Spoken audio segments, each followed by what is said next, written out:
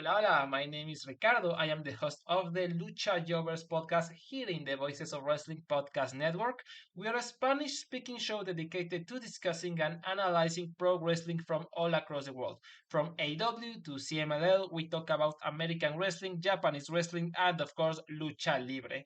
If something big happened in the pro wrestling world, we will talk about it.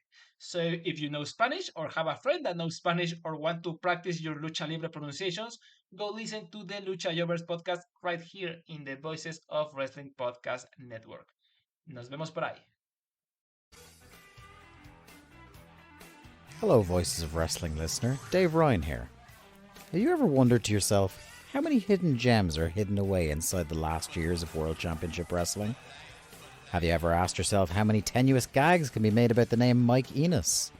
And have you ever thought about what it sounds like for two Irishmen to interpret a very chaotic company through its B show? The answers to all this and more are just a click away. Check out Days of Thunder every second Thursday on the Voices of Wrestling podcast network.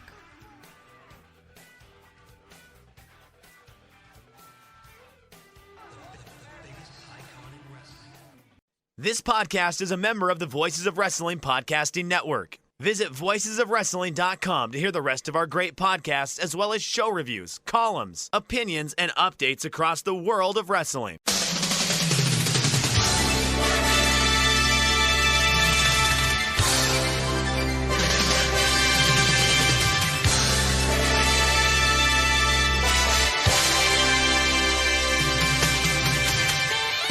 Hello everybody and welcome to the Super J-Cast. I'm Joel, joined by Damon McDonald. It is Thursday the 10th of August 2023.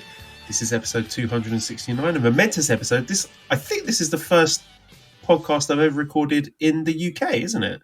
Yes, I think that is correct. When you had a little sabbatical, I had guests. So yeah, we never actually did a UK one. So here it is, momentous moment. Good old UK Joel over here. Back home. He's back, everyone. He is back. Yes, I'm back. Thank you for your patience. So the G1 recording is always a bit tricky because the shows come so thick and fast. I never know when is the right time to record, but Never I thought a we'd good do time. it now. We'll just do big picture thoughts on the blocks and stuff, but nobody at this point I think wants to hear our in-depth analysis of every single one of the 32 participants. So we're going by the vibes today, Damon. Yeah. It's we gotta manage this right. We gotta use our energy where it's needed. I don't think anybody gives a flying fuck what our thoughts about Hikuleo are or things of that nature. No offense to Hikuleo, of course, but we're in the home stretch of a G1 that has polarized all of pro wrestling, to say the least. Yeah, I'm in my element because people are mad, people are arguing. All the outcomes are designed specifically to annoy the people I hate the most. So I'm just like a pig in shit at the moment. So it's all coming up Joel at the moment.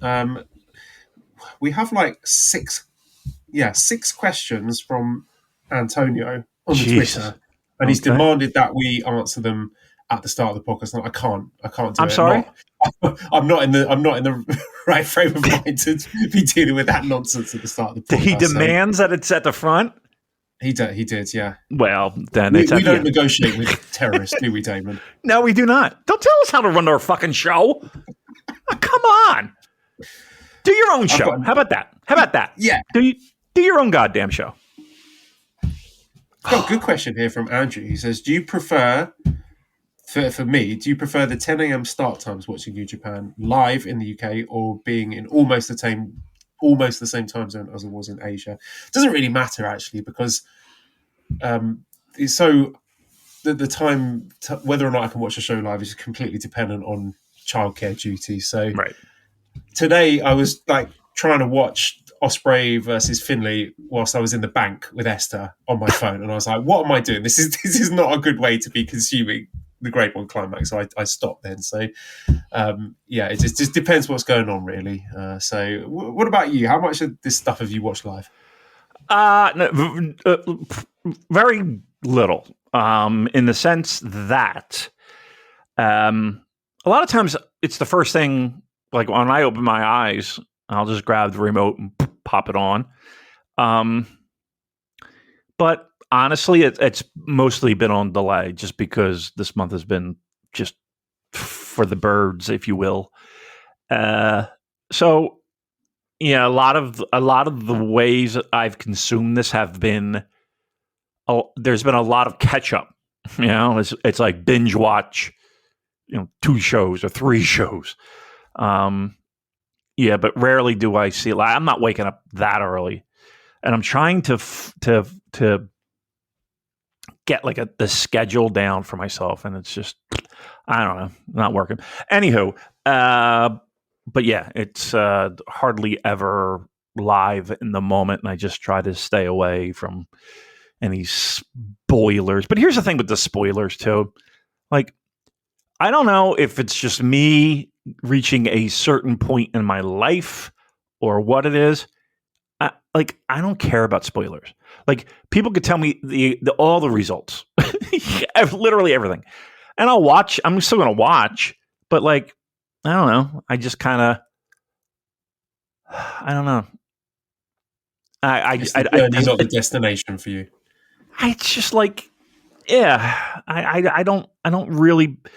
It's not a big deal to me anymore, in the sense of having, people spoil shit for me. Life's too fucking short. I'm going to bitch and moan about that. But truth be told, nobody spoiled anything. Nobody has spoiled anything. I mean, we get a handful of texts. A couple of them were in a group, and that's it. That's it. I mean, I can't recall a G1 in modern times, when you could watch these shows, I remember Ustream. I remember paying $120 for all the shows, and that was a big fucking deal. Like, this one just seems like zero interest from people who usually have a lot of interest. And I will say that it feels like they're missing out on some stuff. But in other regards, I'm kind of like, okay, well, they're finding something to do with their time they feels a little bit more dopamine popping, if you will. Yeah, there have definitely been some interesting and unusual choices, considering that this is supposed to be the G1 Climax where we're back. We've got the cheering crowds, all the the eyes of the lapsed fans watching again, and we're hoping New Japan put their best foot forward. I'm not saying they haven't necessarily, but there's certainly been some choices. Yeah, I mean, I think a lot of it is, people being upset because they didn't book it the way that they wanted it to be booked. And not for nothing, that happens. Sorry, they didn't cater to you. And that being said, there were some choices, as you would say. There were some choices. And we're down to 4. And I think that the 4 that are there, I mean, the majority of the 4, we'll say 3/4 of the 4, are names that you would expect to be in that mix.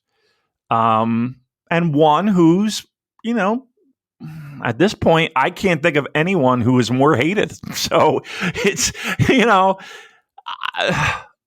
I know Chase people Owens made the semifinals. I think people would be happier with that than EVIL.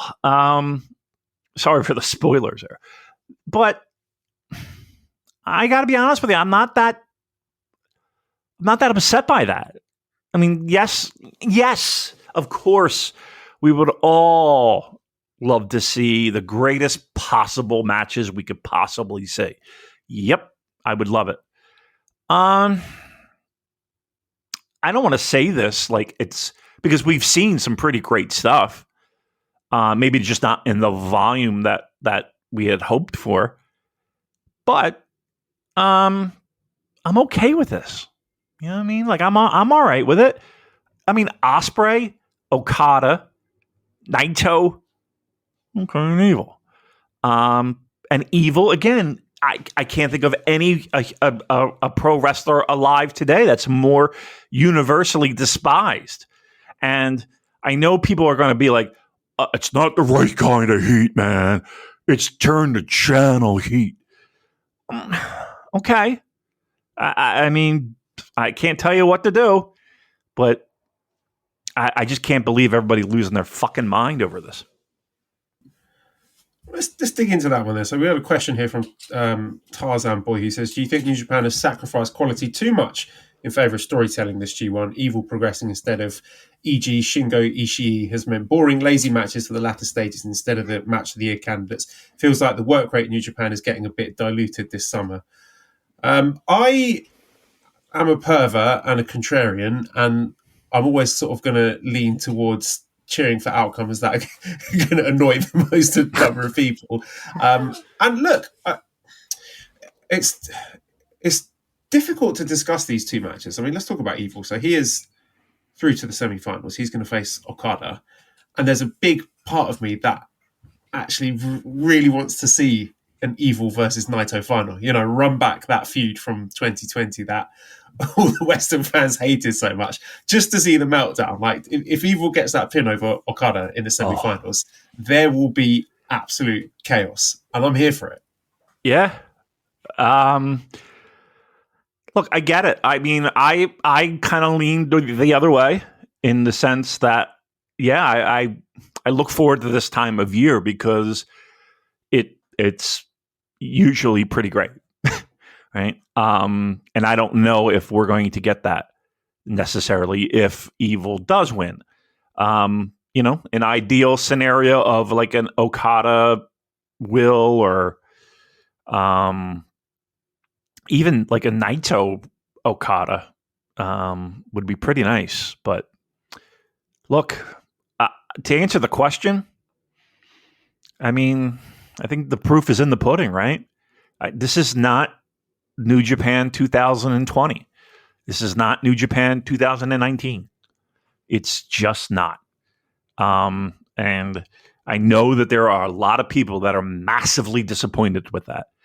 And I get it. Trust me, I get it. Once again, it was the greatest or arguably one of the greatest periods New Japan Pro Wrestling had if you love the work rate. If you love those matches. That's not to say that we didn't get that in this year's G1. We absolutely did. Again, not in the volume that maybe we wanted or what has been delivered to us in the past. It's unsustainable, people.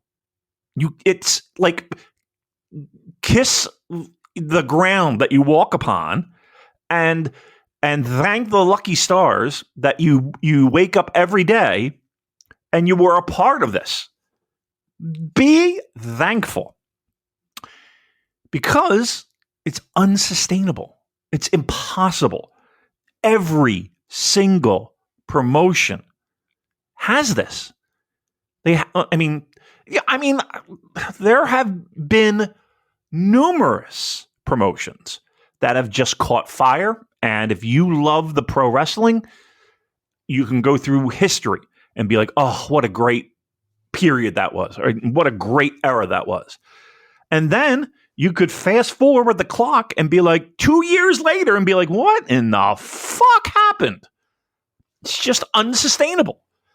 And to be honest, Joel, and again, not making excuses. Let's not make excuses because we've crossed that bridge. We're well past it. But this is a promotion that, you know, had, of all the pro wrestling promotions I can think of, I think New Japan had the biggest punch and the biggest struggle, COVID wise, right?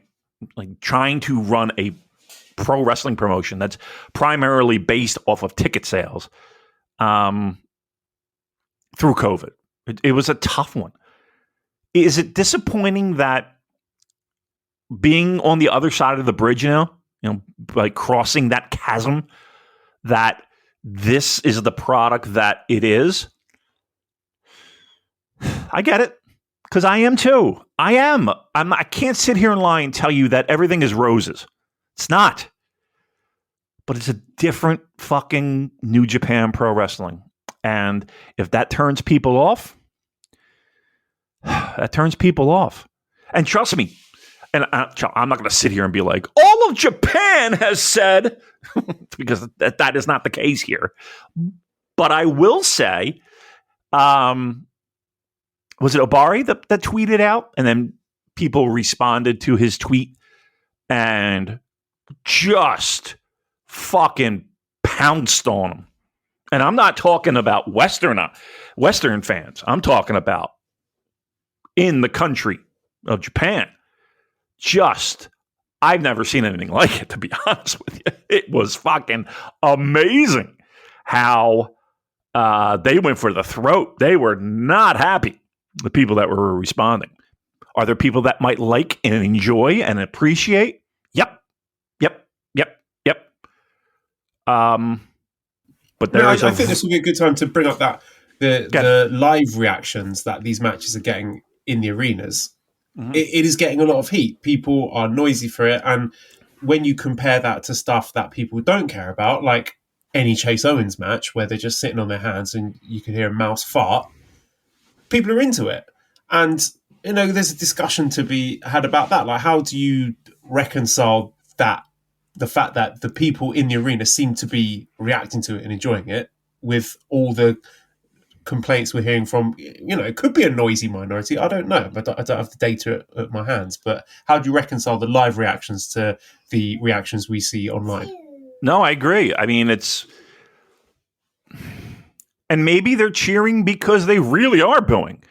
But as well as I do, the people that don't like something are more prone to hop on the keyboard and pound away angrily than the people that would be like, "Oh, this is fucking awesome," right? Or "I'm really enjoying this." People are more apt to complain. That's just in human nature in 2023. I mean, but like the live reaction. Here's the problem I have. Does the live reaction equate to money being made and profitability and the product growing and all of that stuff? Because at the end of the day, that's the most important thing for the company. And Is it the most important thing for us though, as fans? Like, I'm less concerned about New Japan's bottom line and more concerned about watching an exciting and well booked and creative storytelling and all that stuff. Right, but they go hand in hand. Like, you're not going to pay money to see something that you are totally fucking bored with or whatever. But if you did pay that money and you're in the element, yeah, you're going to cheer, you're going to boo, you're going to fucking do what fans do. You're there, right? And you're going to react to what you're seeing. But trust me, if they don't have fucking money coming in, there ain't going to be no New Japan Pro Wrestling to enjoy. So I think, I mean, I know it's not what some people want to hear. Just watch and enjoy it, man. Well, okay, I can do that, but to me, I need to keep a watchful eye on the business end, because once again, if it doesn't connect with the people to buy tickets, then there is a problem. But just because something is booked, just because Shingo didn't fucking make it to the finals or what have you, it wasn't booked in the way that you wanted it. To me, that's a little fucking babyish. And I want to ask you, like, what do you think? What is the difference between 2023 House of Torture Evil making a run to the semi-finals and cheating Bullet Club Jay White getting a run to the finals in 2019, which everyone loved? Everyone loved the dynamics. Hold on. I don't think everybody loved it. right? That final, the Ibushi Jay White final, was very critically acclaimed. People really enjoyed that and enjoyed the dynamics of the cheating heel and the babyface having to overcome that. Why is this being met with such hostility, or you think there's no difference and people hated Jay White back then? I think people hated Jay White equally and were pleasantly surprised by that match.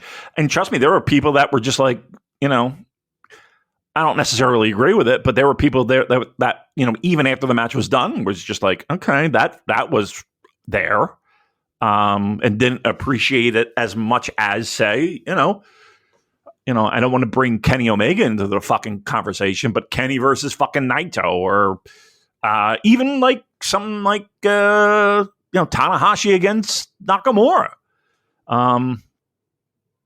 It's just, I think people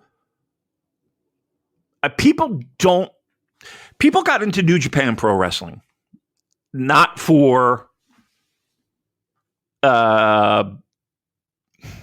Western influenced pro wrestling, even though it's always been there, right? It's always been in the mix. But once again, if it's in the forefront, like, people didn't complain about Evil when he was just fucking, sitting in the never six man. Right? People really didn't give a fuck. It was, and in fact, I think people started to come around and be like, appreciate the fact that this guy's just a fucking dick heel, and the whole faction are just fucking dicks. The problem is that the prominence of Evil, right? They don't mind Evil being in. All right, so it's somebody who really loves comedy wrestling, right? Somebody loves the comedy. Guys, they just can't fucking get enough of it. Do you think people would lose their fucking skulls if Colt Cabana was in the semifinals? If Yano was in the fucking semifinals? I think they would. Why? Because that's not what they want from this. It's. I hate to say it, but it's like a band that you really love. They come out with an album, and it's like, what the fuck is this? And it takes a long time. And you may not ever like that album. You might think, what the fuck were they thinking? Just, but okay, you can't fucking do that all the time. And there's diminishing returns. And guess what the diminishing returns are, Joel? The diminishing returns are guys walking around backstage, and I use walking in air quotes because they can barely fucking get out of bed, and their music hits and they find a way to get out there and perform. That's the price you pay for 2017, 2018, 2019. That's the price you pay.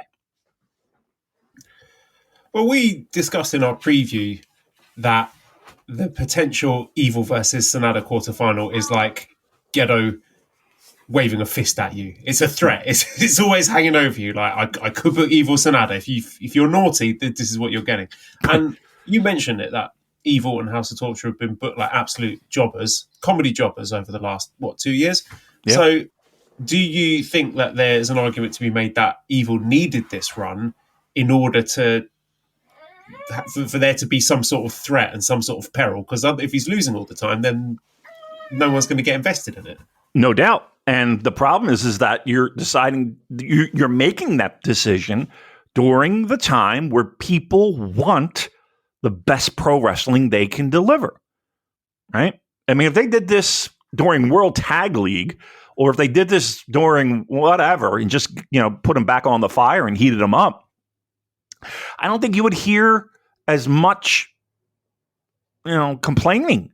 The problem is the fact that it's happening during this. People want filet mignon. I'm sorry, they're the bar and the expectations of G1 are rooted firmly in a lot of people's memories and becoming fans of the product. That's what they come to expect. And when they get the opposite of that, they might get fucking macaroni and cheese. People are going to complain. It's just what it is. So we're looking at the possibility of, well, we've got either Okada or Evil getting through to a potential final against Naito or Ospreay. And I said before, like Naito versus Evil, there is history between them, and there is a storyline justification for that happening. Who do you think makes it through between Okada and Evil? I think Okada. I mean, look, with all due respect here, like, we are talking about the G1 finals. And the idea, okay, so what they have done so far is basically said, okay, Sonata needs a win, right? Sonata needs to successfully defend this title before Wrestle Kingdom. Let's give him Evil, right? I don't expect Evil to win the title, but I mean, stranger fucking things have happened. And they were willing to drop the belt on him once. I think, I don't want to say you have to put Okada through, but in my mind, you have to put Okada through, right? It is the finals. I mean, I feel like that does mean something. Like, you can go through this entire G1, and I don't want to say half-ass it, but okay, whatever. It's the finals. And you have the opportunity to have something great. Now, here's the problem, too. You're going to have Okada and presumably Naito? Because, I mean, Will and Okada have already happened. So why would you go to that again in the finals? So that leads me to, I mean, it could be very well Evil. You know what I mean? Like, look, I know people don't want to hear it. It could very well be Evil. And you're right, there is a built-in story. Unfortunately, like, it's kind of hard to get people excited over a feud that was literally years ago, and when they did it, just nobody gave a fuck. And when I say nobody gave a fuck, I mean the company, it felt like, didn't give a single fuck. Like, Evil turns, he has a matches, against Hiromu or fucking, whoever. And it was really one of those things where it was like, okay, is this really a feud? And we're going back to it. That does leave you scratching your head a little bit. I got to be honest. I think a lot of people are in the same boat. I predicted when we were doing our pick'ems at the start that we were getting a Naito Okada final, and I'm sticking by that. I don't think Evil is going to beat Okada, but I think they've done an effective job with this Evil run. That there is some doubt in my mind that Evil may actually win this. That's good, and that is good. I think that's an accomplishment in and of itself. And I suppose that completely lost my train of thought because of all the shenanigans going on behind me. That's all right. I figured they didn't want Sanada being in that semi-final spot because presumably they don't want him in the G1 final, and they also don't want him to lose to Okada. And that's not a defense for it if you dislike it, because at the end of the day, they had 32 people and it's their tournament. They can book it how they want. So I'm never going to make excuses for a company on account of them booking themselves into a corner. But I like it. I mean, I suppose we should actually discuss some of these matches, like the Sanada versus Evil match, and also the Evil versus Shingo match. Like the Evil Shingo match that decided the block, I thought was great. I really enjoyed that. I loved all the run-ins and the shenanigans and the way it was like a Looney Tunes cartoon, but the crowd were really into it. And I liked the way they built that up and had the announcement beforehand saying that if Shingo won, then there'd be the play-in match between Shingo and Tama Tonga, threatening the crowd with another Tama Tonga singles match. Very effective way of creating extra drama there. But I thought that one was really good. I thought that was House of Torture at its best, where again you are established them as a threat, and then you had all the LIJ guys running in, so you didn't make them look like complete boobs and red hot crowds. I thought, that is proof of concept that House of Torture when it works. And a lot of people were complaining about that, and I was saying, look, just calm down. This is just like a match to decide who makes the top 8 of this tournament. But now that he's in the final 4, my words of sort of trying to calm these people down who dislike it are becoming somewhat hollow now that he's in the top 4 of the tournament. But there you go. The Sonata match was different though, because there wasn't that much interference in it. There was the Dick Togo spot in the middle, but by and large, I think you would say that Evil won this clean, right? For the most part, right? For the most part. I wasn't blown away by either of them. Truth be told, neither of them did I find. Like, I remember watching the the Shingo match, and like how it landed for you, it was probably the opposite for me. Like, it was probably one of those things where, will they just fucking stop? Like, do we need all this? Like, I don't, and it's frustrating because I trust, look, let me peel back the curtain a little bit. We do not have the best relationship with New Japan Pro Wrestling. Okay? Let's just put it out there. We don't. If we did, I think that we would not be getting snarky direct messages. Okay? Let's put it that way. So with that being said, I have absolutely no stakes in this. Neither does Joel. It didn't land for me. It was not what I wanted to see. And I know I tried desperately to want it to work for me, and it just didn't. It's not what I wanted to see. And it might go back to, okay, this isn't booked the way that I want.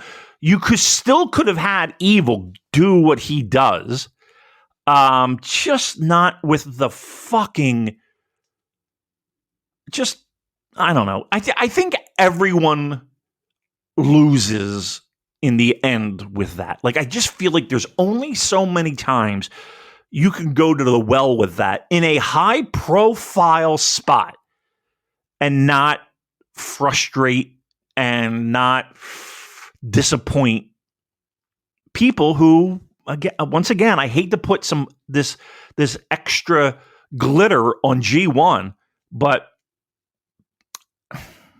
like, I get it. I get the disappointment. If you want to do that during World Tag League, if you want to do that, whatever, I just feel like this tournament is special, and I hate the fact that this is a factor. I do. I'm not going to lie. Yeah, that's fair. I think my House of Torture enjoyment. Huh? I've completely lost the ability to articulate myself. Yeah, that's Damon. right. It must be the jet lag.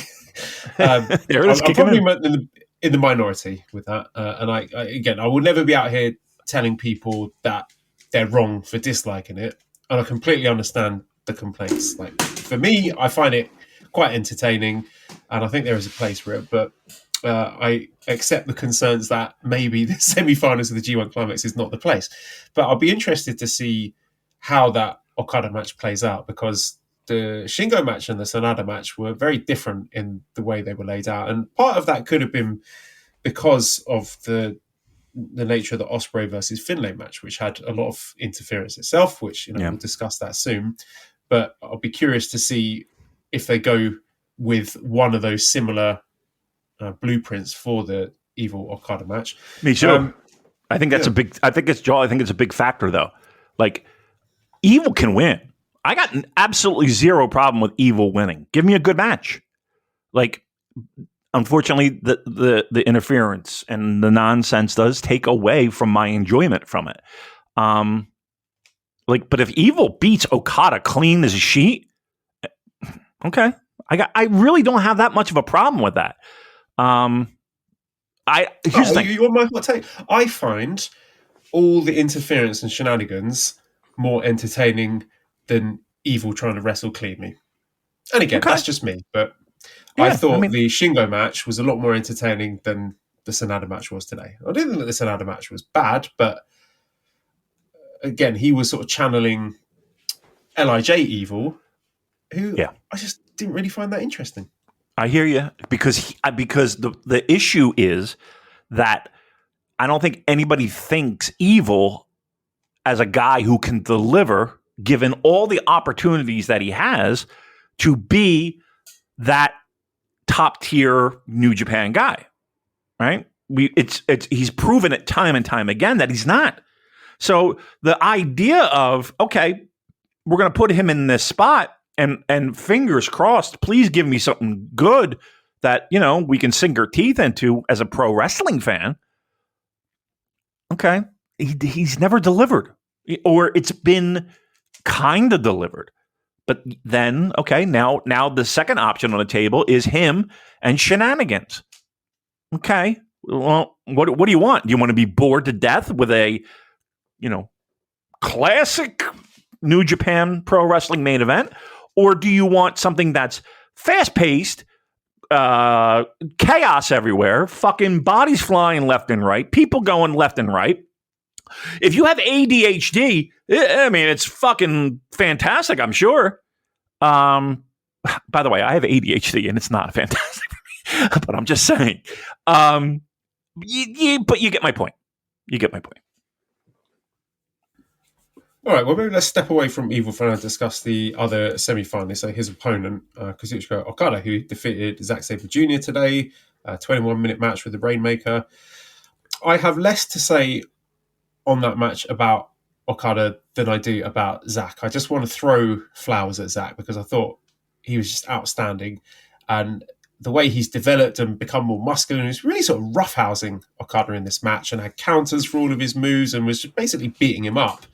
And then got caught out in the end with the, what was it called, the Cobra Flosion move that I don't think Okada had last time that they faced each other. Was it in Hyper Battle last year, I want to say? But I thought that match was just a brilliant, brilliant performance from Zack Sabre Jr. And Okada, I don't really have a great deal to say about him. I think he's had an okay G1. I think out of all the wrestlers in the field, he seems to be the one who's struggled to adapt to the 20-minute time limit, because he's a guy who takes a while to warm up before he needs that 10 minutes. Yeah, he needs that extra 10 minutes. You might be right. You definitely might be right. Well, listen, you are right about Zack, who arguably is my favorite pro wrestler. And again, what he brings to the table is uncertainty, but the manner in which he delivers that uncertainty is mesmerizing to me. Right? It is just, not only is it amazing to watch, but it's fun to watch. It's like, I guess the best description I can give you is like when somebody masters something so well that it just looks easy. Like a speed run in a video game, right?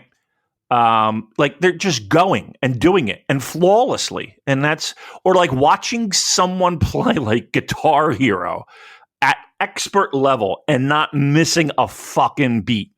Like, to me, that's just amazing. To be in that zone, and he's that guy to me. Okada, the thought I had of Okada was that he's a guy that's, it feels to me, and I could be dead wrong, that he is pacing himself. Like, I don't think he's gone 100% Okada yet. And I think that's still yet to come. But that's what I feel like when I watched him during this tournament. And I don't know if that's necessarily a bad thing, because once again, we're talking about bodies with a ton of fucking miles on it. And him maybe going 75, 70, 80 during these matches that, okay, we need to have him pick up a win, but is it that important that he tortures himself to get there? Conserve yourself. So I don't necessarily have a problem with that. Yeah, I think the hardest work Okada's done so far in this G1 is selling those ridiculous strikes that Tangaloa was throwing at him. Oh, my Lord. What the fuck was that, dude? Like, I got to address that. Like, somebody's got to fucking talk to him backstage, right? After that's done.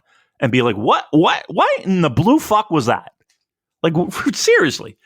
Like, the fact that Okada, I mean, he sold it, but okay. I mean, not hard. I was... He shouldn't have done, Damon. He should have just slapped him in the face and said, what the hell are you doing? Because him having to sell for that is quite frankly an insult, not only to Okada, but to us as the viewer. Yeah.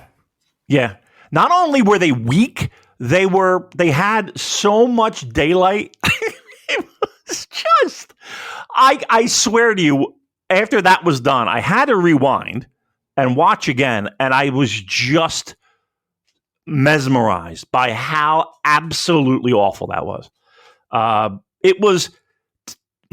It might have been one of the more embarrassing spots that I've seen in pro wrestling in a very long time. It was horrific. And to have it again in a pretty marquee match was just inexcusable. Somebody had to talk to him when he got backstage. All right, let's move to the other side of the bracket then and talk about Will Ospreay defeating David Finlay in 70 minutes with the Storm Driver 93. This is going to be a boring take, but Will Ospreay is by far the MVP of this tournament. He's given pretty much everyone in that block their best match. That El Phantasmo match to decide the block was spectacular. And you know, I love ELP. There's a lot of people who say he's got no juice as a babyface. I think they're out to lunch because you can just hear from the crowd. They were on the edge of their seats. They were desperate for that ELP win, and it just didn't come. And it was just perfectly told, the drama and the little things like ELP hitting the CR2, and then he thought he'd won, and he's clenching his fist, and that just cost him in the moment. And without Will Ospreay as that dance partner, does that match land as well as it did? I don't know. Probably not. And whilst I do want to acknowledge the great work that ELP did there, I think Ospreay is just a master at showcasing his opponent's strengths and making them look good and telling a dramatic story in the ring. I mean, look no further than him having that great match that he did with Kenta. Right. So Ospreay, brilliant. He's been terrific this G1. And this David Finlay, he's been unimpressive. He's been uninspired. I think for the most part, the C block that he was put in didn't really play to any of his strengths. And he seemed to be regressing for me into being Diet Jay White or Jay Light. Some are calling him. Rather than being the sort of bruiser, bullying, aggressive savage that he was earlier in the year.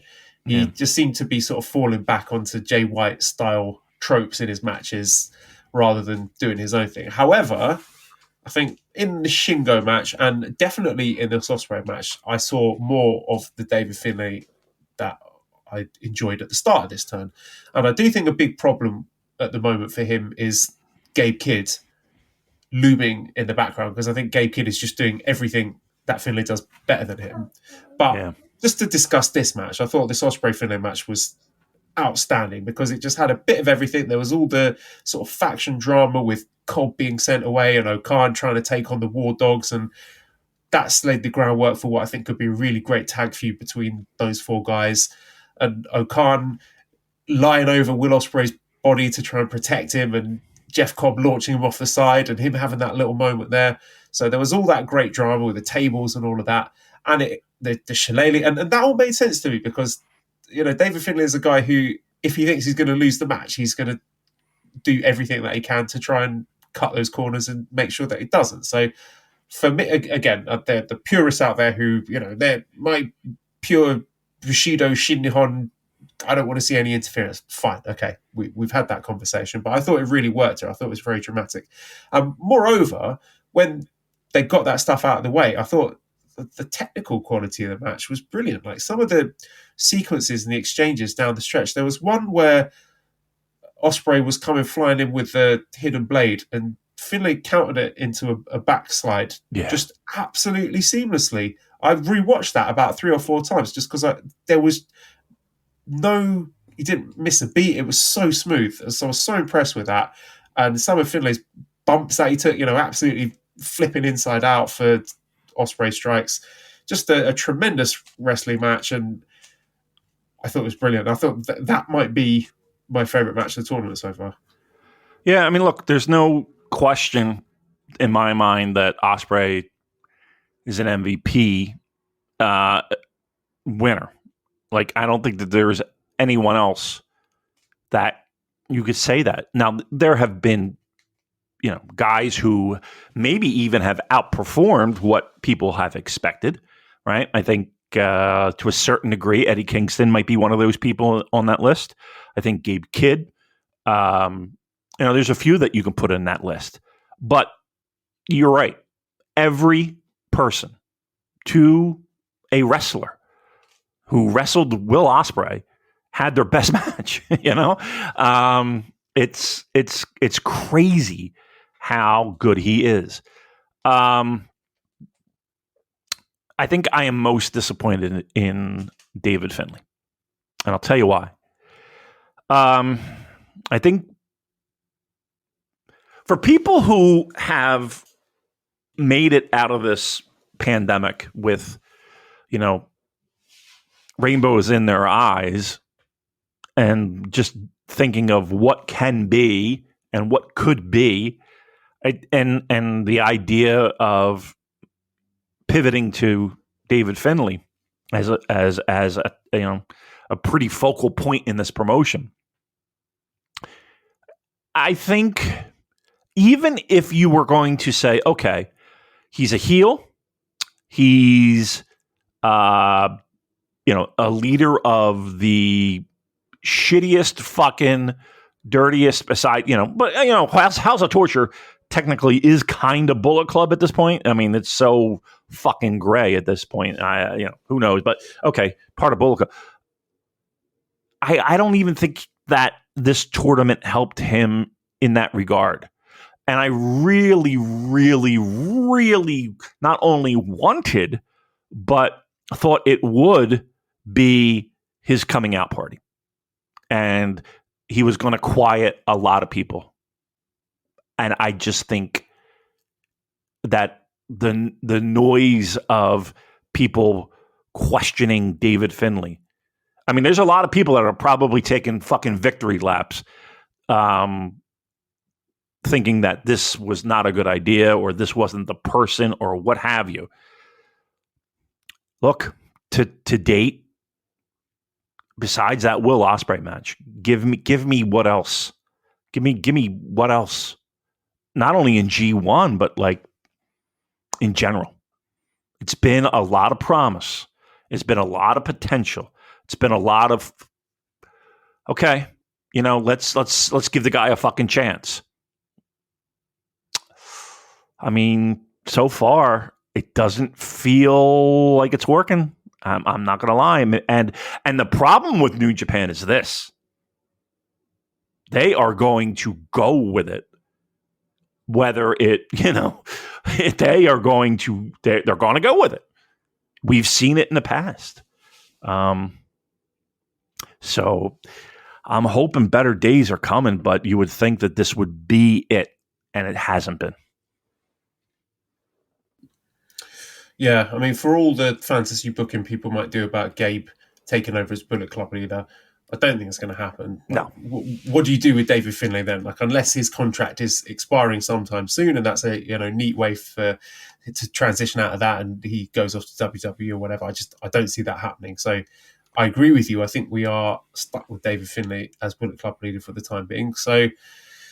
Unless he's wrestling Will Ospreay every week, then we might have a bit of a problem on our hands. I mean, the more we have these conversations, whilst I was a little bit sort of lukewarm on the idea of Ospreay leaving, I think now I've seen what I've seen over the last few weeks from Ospreay, I think New Japan losing him would be pretty disastrous, just in the way that he raises the bar and lifts the floor, not only in giving,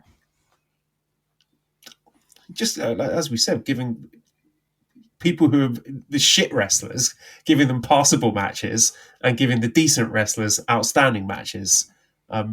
That's all him. I mean, that's not an accident that it just keeps happening with Will Ospreay. But I'm repeating myself at this point. No, I'm with you. Yeah, I'm absolutely with you, Joel. And I think the biggest problem is that, okay, if Will Ospreay left, like, they have a very talented roster, but they have no one that can fill those boots. Like, they really don't. And the like, okay, so back, whatever it was, Nakamura, after the Dome, they're like, okay, he's going to WWE, and everybody was like, what the fuck? And oh my God, it's the end of they had Tanahashi, Okada, who the fuck else? I mean, Kushida, they had, with the juniors, they had, the talent was, they were stacked, we weren't Ibushi, and they had a lot of people that could fill those boots if necessary, and it was necessary. And the people that they have to fill those boots are people who are either in their 40s or have the bodies and the physical makeup of a 60-year-old. Like, you can't pin that on these people. And that's one of the reasons why they are trying to make new stars. But let's be truthful here. There's nobody that can fill those boots. There are plenty of really good wrestlers. Don't get me wrong. I mean, honestly, it's a roster that is chock full of fucking great talent. But if you're going to sit here and tell me that Shingo is the guy, Shingo is old, people. Tanahashi obviously is old. Okada is maybe not old calendar-wise, but the miles he has put on are unbelievable. Unbelievable. So, like, Naito? You mean to tell me, he's fucking broken. And that's not to say that they can't deliver in a big spot occasionally, but you're gonna hitch your wagon to that? It's concerning.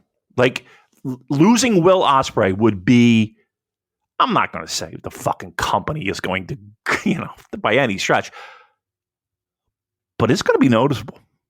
Trust me, it's going to be fucking noticeable. And not for nothing, can I say something great? There's so much heavy lifting and making a lot of guys look better than they actually are.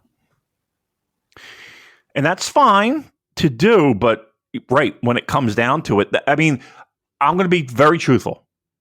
I think that's reason number one why you people are a little disappointed in what the output is in G1. And it might be a company-wide thing to say, hey, you know what, guys? We might need to just tone it down on nights 5, 6, and 7, and then, up we go. It quite possibly could be the case. But it also could possibly be the case that as good as those people are, there is a wide gap between those people and the people that are head and shoulders the top dogs in the company. And man, I'm going to be honest with you. If Will Ospreay left, oh boy, wowzers is all I got to say. Because if you're looking for quality pro wrestling matches, boy, it's tough sledding. Tough sledding. And here's the thing too. That took years to happen. That took him being in Chaos and a junior and the turn and everything that was involved. And a year where I thought he was really struggling to adapt to the heavyweight style. Yeah. I think it was 2021 or 2020 or 2020. I can't remember. There was one G1 that he was in. I think it was 2021. I thought it was horrible. It was really bad. And yeah, it took him a while to figure that out. So there have been struggles along the way, sure. Yeah. I mean, but who's doing that now? And that's not to say Shingo can't have a good match. That's not to say Ishii can't have a good match. He proved it in Korakuen. The problem is that, okay, how many times you're going to go to fucking well with these guys who, they're 40. Come on. Okay, well, let's move on to talk about Tetsuya Naito then, who defeated Hikuleo in the first quarterfinal on the show, 13 minutes with a Destino. So he advances to the semi-finals. I thought he started off his tournament pretty slow, but I thought it was backloaded with a lot of very high-quality stuff. I thought the Zack match was excellent. The Tanahashi match, like the pair of them, I thought did a brilliant job rolling back the years, because I was nervous about that one, and not without reason, but I thought they delivered a match that obviously was not at the level of the 2017 classics that they had in terms of the work rate, but in terms of the drama that they created, I thought it was brilliant. And they really got me with some of the near falls. I was very, very nervous because I've still got my clown makeup on for Naito is winning the G1. I'm standing by that. But there were moments in that Tanahashi match where I was like, oh no, and was getting nervous. Mm-hmm. And also in this Hikuleo match as well. So I think, Naito has been performing very well in the last 3 matches that he's had. I'll talk about Hikuleo in a bit, but how have you enjoyed Naito in his last few matches? Do you expect him to beat Ospreay and make his way to the final? Because I do. I don't think you can have him lose to Ospreay again, because he's lost the previous 2 matches to Ospreay. So I think this as, I guess, the rubber match. Can it be the rubber match if he's lost the first 2? I think Naito's got to win. Yeah. I mean, I think that would be that would be the way I would go. That being said, though, okay, let's just say Naito goes on and wins, and just to kind of catch us up here, I think he's had a decent G1, but to me, he's very much in that Okada bucket of maybe not going balls out, in the middle of this tournament and saving the best for when it really, really matters. And I think that's a conscious decision, and I don't have a problem with it. If Naito beats Will, and it's, I mean, all right, let's give the 2 scenarios. If it's Okada, I think we have ourselves the possibility of a really good match. I really do. That being said, between Evil, Okada, Naito, what is that Wrestle Kingdom main event looking like?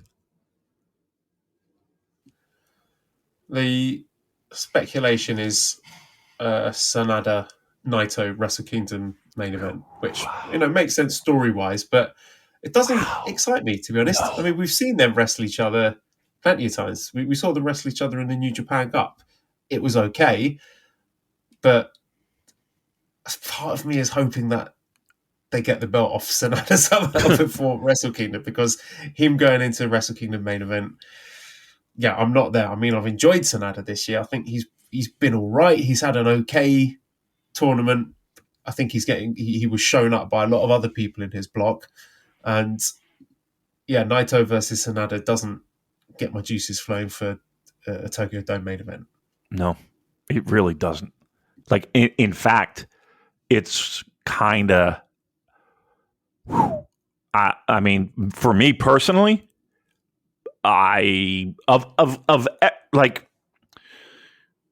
probably second from the bottom of where I would want, of the people that are remaining, like, given what would be a sexy dome main event, boy. And again, people are going to, I get the idea that, he may very well be super popular in Japan, and he may be a guy who we just don't get, right? Okay, I'll take that. I'm not waking up at fucking 2:00 in the morning for Sonata and fucking Naito. Just not happening. And to me, on paper, it really feels like, at least like, if okay, let's just say Evil wins. Let's just say Evil wins. I know everybody's having a heart attack right now, but let's just say for shits and giggles, Evil wins G1 and goes on to, I don't know, would he have a defense, or would he, have a challenge to Sonata beforehand? Like, I would rather have Evil be the champion going into the dome and with the potential of him getting his ass kicked and losing a title and away we go, than him challenging for a title number one. Like that. Well, if we're considering there might be briefcase defenses, we're going with this Evil with the briefcase. He has lost to Finlay, right, and also Mikey Nichols. So maybe we're getting a big Mikey Nichols briefcase challenge at Destruction in Sumo Hall. Yeah, I don't see that happening though. The problem with doing these things, like, I know the idea of having everyone be capable of beating anyone is a novel idea, but that's what you're left with in people's minds. Like, and this is not a knock on Mikey Nichols, because I think he had a fine tournament. But he beat a guy who's now potentially going into the finals. Right? Like, I don't know. I don't know if that's a good idea. Like, have definitive winners and losers. And I know people are like, well, Ishii had fucking what? What did he wind up with? 2 points? He's still got a lot of gas in the tank, maybe. I mean, against Eddie Kingston, he certainly did. I guess that's where a lot of people have the challenge right now. My biggest concern is the sexiest possible matchup is Will and Okada, and we've already seen that multiple times. Like, give me the match. Give me the headline match that's supposed to give everyone a fucking boner. To me, it's not there yet. And you would think it would be by the time they're handing out trophies and flags and streamers are popping. Yeah, I mean, Naito Sonata is looking like the most obvious choice at this point, and I think the matches below that would have to do a lot of heavy lifting in terms of carrying interest, particularly Western fan interest. Not that they need to book it to the taste of Western fans, but you'd expect to see, I don't know, an Okada Danielson rematch, or Ospreay against, I don't know, maybe Kenny Omega again. Not that I particularly want to see it. I think they're done, but something like that, something with a bit more juice. So, but yeah, Tetsuya Naito's winning the G1. Okay, next, Hikuleo. You said at the start of the show we're not going to discuss Hikuleo, but we are going to discuss Hikuleo because he made it through to the final 8, and I think, in retrospect, unfairly compared him to Giant Gonzalez, but we'll come back to you, and I'd be interested to hear your thoughts on how you think Hikuleo has developed, because I feel that he's got more of the monster in him now. I feel that there's an increased confidence and attitude now that he's been able to work with actual good wrestlers like Tsuji and Kiyomiya and Shota and Naito, rather than working with the absolute dregs of the US wrestling roster.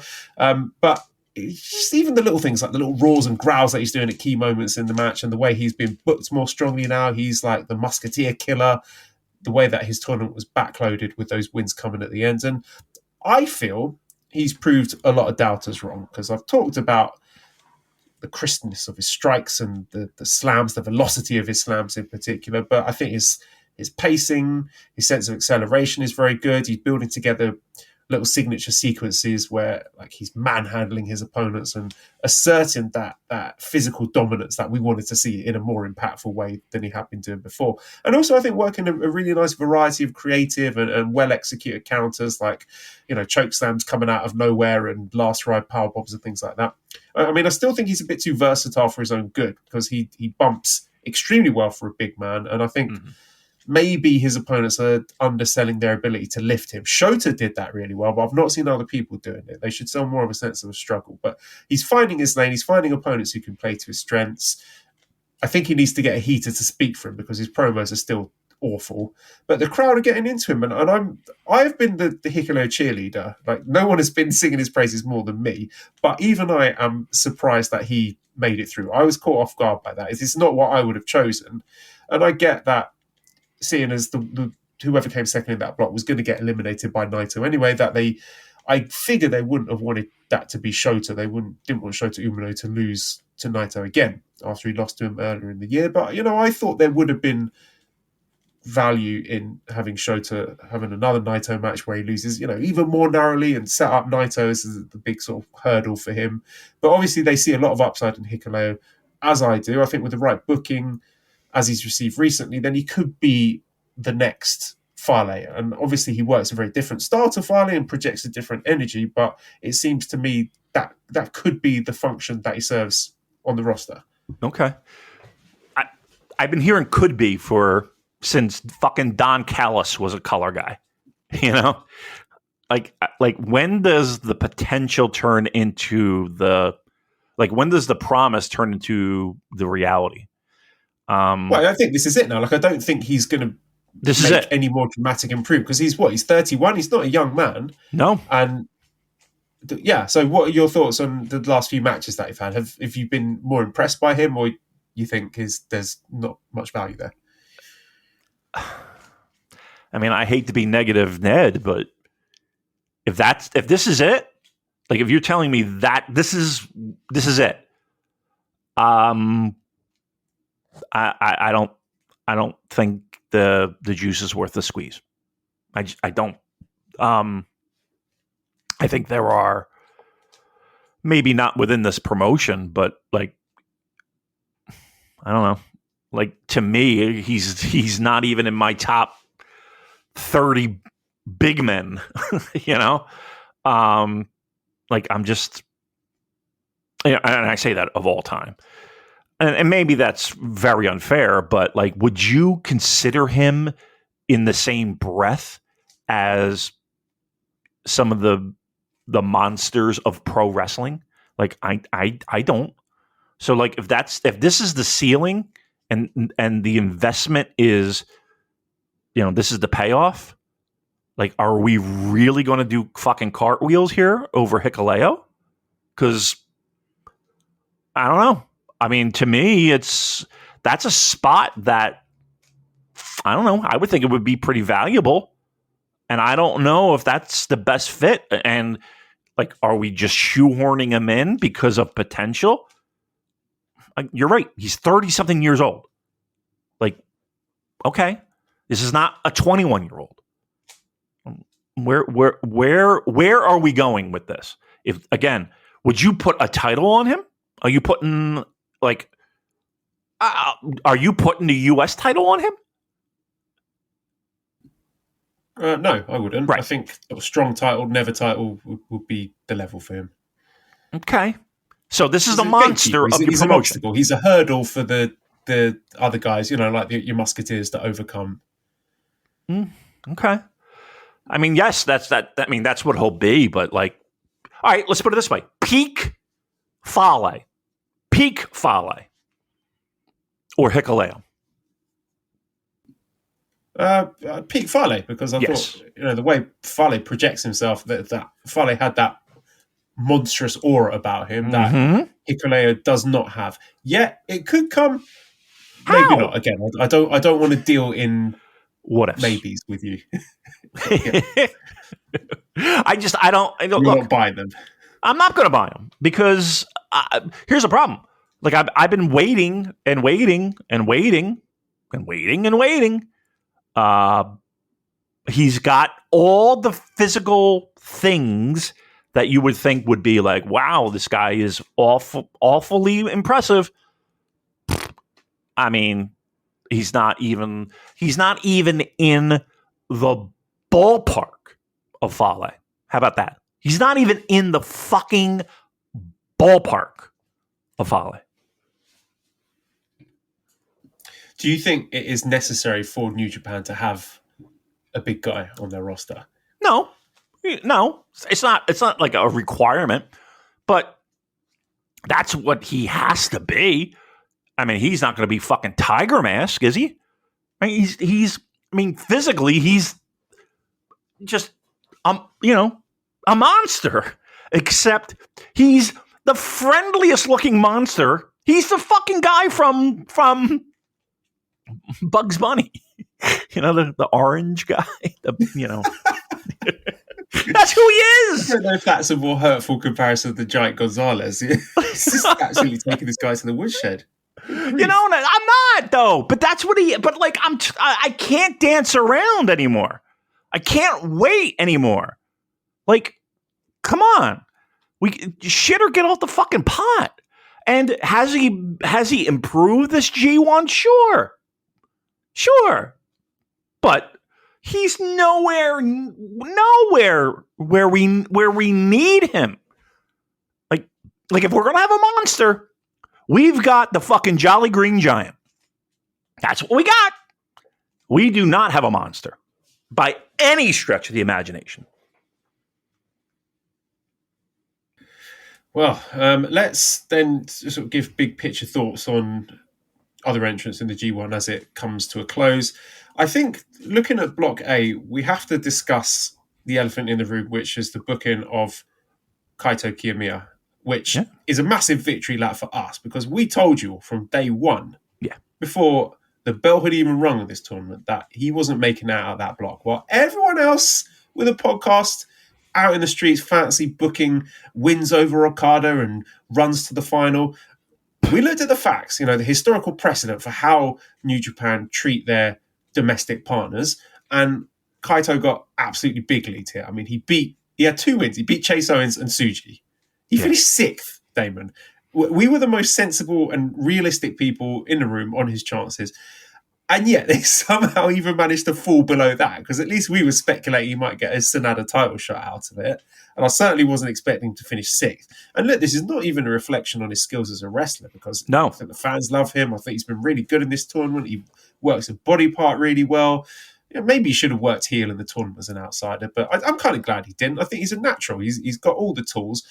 But until I start seeing hard evidence that he is the push commodity, then the booking doesn't lie. Pro Wrestling Noah allowed this to happen. And on current evidence, neither they nor New Japan see him as any sort of ace the way that a lot of fans do. There's a massive disconnect there between how the companies perceive him and how fans perceived him prior to this tournament. And most importantly, we were right. Well, yeah. I mean, and here's the thing too. Every match of his, like, I've enjoyed. I absolutely, and I've said it before, that having Noah participants in G1 always fucking lands with me. Always. Like, I enjoy the style. I enjoy all of it of when they are in G1. That being said, from a booking, kayfabe pro wrestling fandom point of view, he looks like a fucking geek. Like, sorry. And the proof is in the pudding of where he has landed in this tournament. Like, he landed below both of our expectations. Right? And you're right. I mean, Noah allowed that to happen. If you I don't know. Like, how does that help them? How did his participation help him? Okay, we got more eyeballs on him, but okay, so you're a casual New Japan Pro Wrestling watcher. And again, this is a prime time that people kind of parachute in and they're not familiar with the Noah product, like you would hope that, okay, well, maybe, you get some more eyeballs on them and maybe that translates into more people watching Noah. Why? Why would a casual New Japan fan be enamored with the idea of tuning in to see a guy who isn't up to snuff time and time again? Right? It's not like Okada didn't treat him like a fucking bitch, right? It is what it is. I'm just amazed. Like you knew he wasn't going to the finals, right? Oh, let's put it this way. We knew he wasn't going to the finals. But even I did not expect this. And again, burial, no. But yeah, you could see just he was a guy in New Japan's eyes. And obviously it was intentional because they booked it, but man, the fact that do you think Noah knew beforehand, or they just said, "Hey, you know what? Let's let the chips fall where they fucking may"? Like I can't, like I just don't see how that's a good thing for them. That is not a good look for them. I mean, the exposure thing is what we get told New Japan are getting out of the AEW relationship, and it doesn't wash with me then, and it doesn't wash with me now in this example. Yeah. So, yeah, I was going to say a head scratcher, but it's not. This is what we expected. It's a shame. I think it's a misuse of a very talented wrestler, but until he's able to start advocating for himself and say, no, fuck that, I'm not doing that. I'm not going to wrestle in this tournament if I'm going 2-3-2, and actually have a bit of self-respect, then maybe he's going to WWE. Who knows? There were rumors going around. Joel, wouldn't it be fucking great to have him in the finals? Like him against a New Japan guy in the finals, to me, is 1,000 times more interesting than what we have presented to us now. The idea of him in the finals, possibly winning New Japan's biggest tournament, come on, right? And a rising tide lifts all ships. Like if you're going to do that, like that's where I see Noah getting a rub in interest and piquing eyeballs, and what does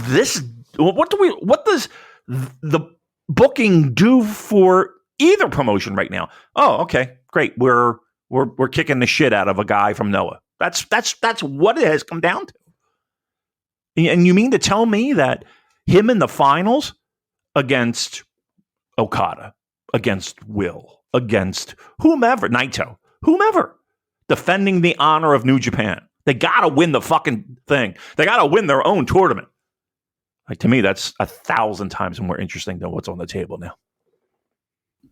Yeah, agreed. I would have loved to have seen Kaito run deeper in the tournament, but at no point did I think that was going to happen. So no.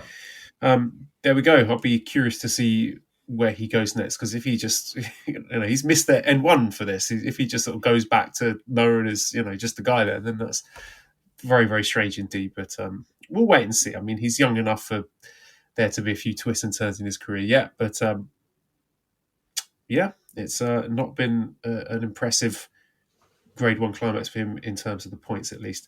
Yeah. All right, then. Rest of A block. I mean, I'm not going to go wrestler by wrestler, but I do think A block deserves a bit more discussion than the others. Yota Tsuji, he got 7 points. I had this theory that each of the Musketeers were going to get a unique achievement. So Tsuji was the only one of the Musketeers to defeat a fellow Musketeer during the tournament. He beat Shota. And Tsuji, he might have the most crowd-pleasing moveset in the company. He's just great fun to watch. Great sense of escalation in the last minutes of his matches, particularly the Shota match. I thought that was really outstanding. They started thumping each other. They were getting angrier and angrier. The forearms, the kicks, the knees, the big headbutt that he does. It was one of the best strike exchanges I've seen for ages. And, both boys, Len and the hits really snug. And all those prior draws between the Musketeers set the stage for the final minutes of that match, where he did get that win, being the first Musketeer to beat one of his fellow Musketeers. So that was a big statement win. I mean, not necessarily within the context of the tournament, but it's good to see him planting his flag in the ground for the years of feuds between these guys moving forward. And I thought that was a significant result. And just the little touch at the end, Tsuji throwing Shota out of the ring, just said so much about both characters in a pretty small moment there. Like, Shota wasn't willing to quietly roll out of the ring. He's got that touch of the Hogan in him, and Tsuji being like, nah, fuck that noise, get out of here. So it was just a wonderful glimpse into the future with two really talented guys progressing exactly as they should in a match that honestly you could really see as a future IWGP title match in some kind of dome top structure in the future. I also really enjoyed the use of his twin brother, who is also called Shota, against Gabe Kidd. So that was a really good payoff to the tournament. Long story they had of Gabe jumping his opponents. Ren had 6 points. He got better in the end. I thought the Kaito match was really good. I think that's where he sort of found his confidence. He found a bit more of that dog in him. So he's moving in the right direction there. How much of that we attribute to Kaito being a very good wrestler who's good at showcasing his opponent's strengths, that remains to be seen. Shota also got 6 points, and I feel, he's come on leaps and bounds during this tournament. Seeing that fire and passion and energy in him, he's stomping and yelling at his opponents like an angry school prefect berating a defiant student. I think Shota is well on his way to future ace. He seems to just have that Tanahashi vibe about him. He's putting it all together right before our eyes. And I would say, along with Gabe Kidd, he probably benefited the most from the A Block Shark Tank, because it seems to me that Shota's taken that Musketeer's responsibility. He's taken that ball. He's running with it. And I'm honestly surprised he didn't make it out the block. I thought he would have been my pick to get through. It's just the other person worth discussing is Gabe Kidd, because he had 5 points. But I mean, some of the stuff that he comes out with, like, he says, a quote here, brought to the care home, drop kick your nan out of a wheelchair while she's watching Judge Rinda. And then in the Tsuji match, when he's got the two Tsujis there, and he says, fuck you, Tsuji, Sosh there, fuck you, Tsuji. Like, genuinely funny there, right? He's got good comedic chops there. Him tearing up the arena because he was forced to enter first against Sanada. He's just a fantastically entertaining man to watch, but also extremely frightening. Like, he embodies all the madness and macabre of a Saturday night in a Wetherspoons pub. Like, he's the guy who gets absolutely wankered and then headbutts a window to show everyone how tough he is, and then spends the night in A&E. I love him, David. I love Gabe so much. His shithousing during the down periods of his matches puts a big smile on my face. He's getting really good crowd heat. I think he's a brilliant foil for the baby faces, particularly the Musketeers. He's come up with a dojo with these guys. He spent time in the UK with them. I think he's a massive part of their future. I think his anger and his energy plays off of their styles really well. I think his striking is exceptional. His moves all look like they hurt. And to me, this is the real successor to Suzuki's and Shibatas. He's the reason why guys like Finlay and Ren should be sweating right now, because Gabe's eating their lunches and even cheats really well in the matches. And I told man before the tournament even started, this guy's the truth. He's the truth. You take that image of Gabe holding that IWGP title at the start of the Sanada match, file that away for later, because one day, well, don't put it online. With his talent. Don't put it online because it'll get blocked. No, that got copyright strike. That's right. Gone. So don't try and look for that. But when his push starts to align with his talent, that is going to be a great day. He is. Someone said it on our Discord. He's the roadman Stan Hansen. So believe. Chase Owens. Crowd doesn't give a solitary shit what he does. He kills the atmosphere stone dead. That's undeniable. I don't think he's very good at showcasing his opponent's strengths. All the matches he had were Chase Owens matches, so wasn't a huge fan of him. So anyone or any matches from A Block, the guys we've not discussed yet, you would like to throw some flowers or some poo-poo at? I'm with you on the Gabe Kidd, and to me, he's one of those guys that took the most advantage of the situation and the opportunity, and he stood out like a sore thumb. Like he's one of those guys that people have talked about and has gotten buzz, and like coming out of G1, like that list is somewhat short, and he's right there at the top. Absolutely right there at the top. And when you think about like the challenges that he's come out of, he's had some fucking tough months. He was one of those guys where I was begging to get off of social media because it was just not somewhere he needed to be, given the circumstances of his life. And cutting that promo in Philadelphia in the ring. Look, he's come from a fucking dark place to make the most of his opportunity. So if there's one story coming out of G1, it's him. And look, I couldn't be happier for the guy.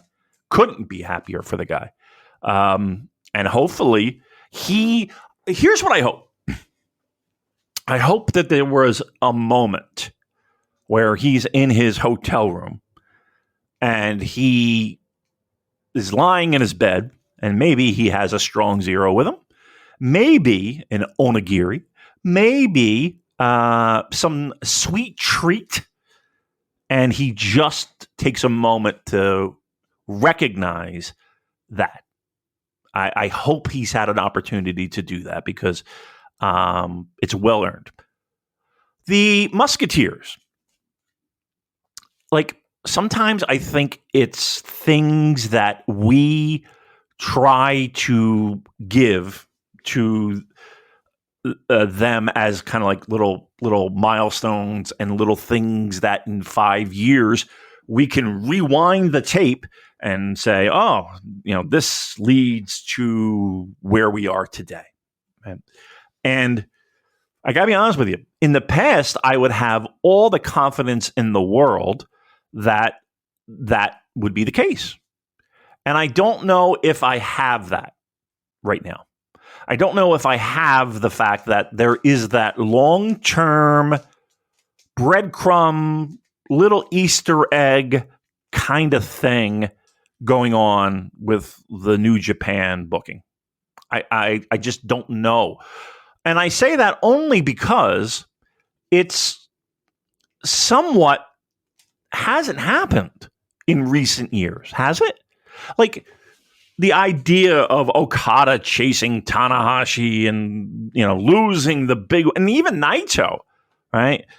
Finally getting that fucking chance and finally making the most of that opportunity in front of like those things. And again, we still have time, obviously, to build that story on the foundation that we have right now. I'm not saying it will happen, but it just feels like it's somewhat like those breadcrumbs don't necessarily mean as much anymore. And maybe I'm just fucking not, maybe it's just not connecting with me, but I just don't know if like that's going to be something that New Japan Pro Wrestling is necessarily concerned with. I don't know.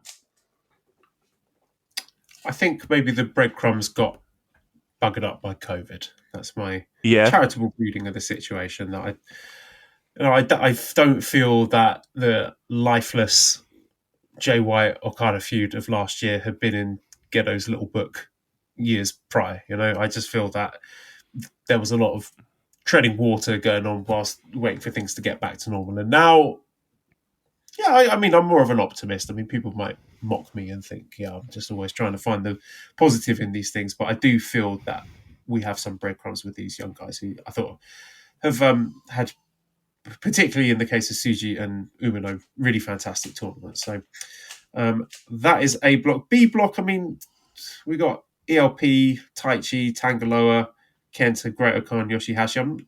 There's not really a huge amount more to say about any of those guys that we haven't already discussed. We're all waiting for a big Great-O-Khan angle to come. It might come, it might not come. I don't know. I was enthused by the crowd reaction he got with his heroics today in the Ospreay versus Finlay match, but I feel tag stuff is in his future. The only other person I feel that's worth discussing is El Phantasmo. Do you think he improved his stock in this tournament? He's now buddying up with God, so I thought it might be fun to see an ELP Hikuleo tag team. Yeah. I suspect you are not going to share in that. But how do you feel about ELP coming out the back of this tournament and his future? Because there is, you can tell there's a huge crowd connection there and the crowd love him, but they, as of yet, have not pulled the trigger on anything significant for him. That's the thing. I'm very concerned that he winds up in this purgatory of mid-card. And I don't... Look, I know the stats. I know Chris Samsa was right there with the numbers, as he always is. What a good guy. And Tongaloa is always in the mix. The numbers don't lie. Right, big spots in recent. Tamatonga, I think. Tamatonga was. What did I say? Tongaloa. I'm sorry. Yes, yeah. Tamatonga. Tongaloa is not in the mix at all. He is not in the mix, nor should he be. By the way, I'm just going to pivot just a second, being that we're on the Tongaloa. Do you think? And again, he's a big boy. He can make his own decisions. All that stuff. I feel like that was a really fucking bad spot for him. In the sense of, man, he just came off of knee surgery. And we know that even when his knees were perfect, he wasn't really a guy you could lean on for quality matches. Like, tag matches, there's been a few sprinkled in there. But like a singles match, and then you're going to put him in a fucking tournament? Like, that just seemed like just a bad decision all the way around. All right. Anywho, ELP. I am concerned. Look, that Will match was fantastic. Absolutely fucking fantastic. And I think he hasn't had a bad tournament, but he's had a tournament where you're kind of left scratching your head with, okay, now what? And if now what is Tongaloa, Tamatonga, that feels very, very mid, as the kids would say. Like, that's just like, I think that's a step backwards in my mind. Like, that's a step backwards in my mind. And New Japan is doing him no favors right now. You know what I mean? Like, it just doesn't feel like they're doing him any favors right now. I don't know. I don't know what you do. I don't know what you do, and I don't know why. It's this. I want to say we take one step forward and two steps back, and it feels like it's that way with so many fucking guys right now. And I don't know. I look. I have concerns, man. I'm not going to lie. I have concerns, and I have more concerns with the idea or even just the thought of guys like Ospreay not being there, and even ELP not being there. Like, do something with the fucking guy, will you please? And I don't know. Maybe I'm just fucking negative Ned right now. But boy, I just feel like a lot of treading water is going on, and which has me perplexed, because you would think, like, what the fuck else are you doing during COVID? Okay, I understand treading water there. I get it. But we are well past that. And, like, what were you doing the whole fucking time? You know what I mean? Like, I understand injuries and contracts and people coming and people go. I understand that. But where's the creativity? Let me take that back, because there was creativity in 2023, Joe. Where's that momentum? Where is that? I don't know. I don't know. You come out of, look, the biggest thing that people have to look forward to, it feels like, is yet another Will Kenny match. And I'm not shitting on that because the matches are great, but we're relying on a guy who's not even full-time New Japan Pro Wrestling, and a guy who, we don't really quite know right now what's the future holding. That's what people are hanging their hats on. And the idea of these young lions that have graduated and are being anointed as the new generation that's going to lift New Japan in the years to come. And while on paper it does seem like, we're in good shape, there's a lot of uncertainty there. There's a lot of uncertainty there, Joel. And right now I'm not 1,000% convinced. And that's why I'm going to throw. I threw it out there last week. I'm going to throw it out there again. Do we need a change in the booking? Do we need a fresh face? Do we need a fresh idea?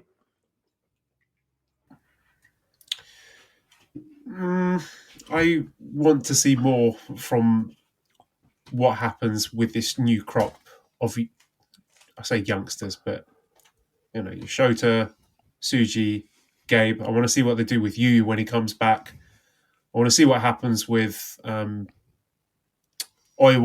and Fujita and Oleg, because I think that is where my interest lies. I mean, what happens with ELP over the next 18 months? Like, whatever. I would like him to get a push, but if he doesn't get pushed, it's not the end of the world. He is just a small piece in the New Japan jigsaw. He's not a major player. So that is not something that I would be hitting the alarm bells on. But I do take your point that you are noticing this being a pattern of, what would you say, malpractice with certain members of the roster? No doubt. And I'll go so far as to say this. Give me evidence that Gedo, and we'll just leave him as the whole of the booking committee,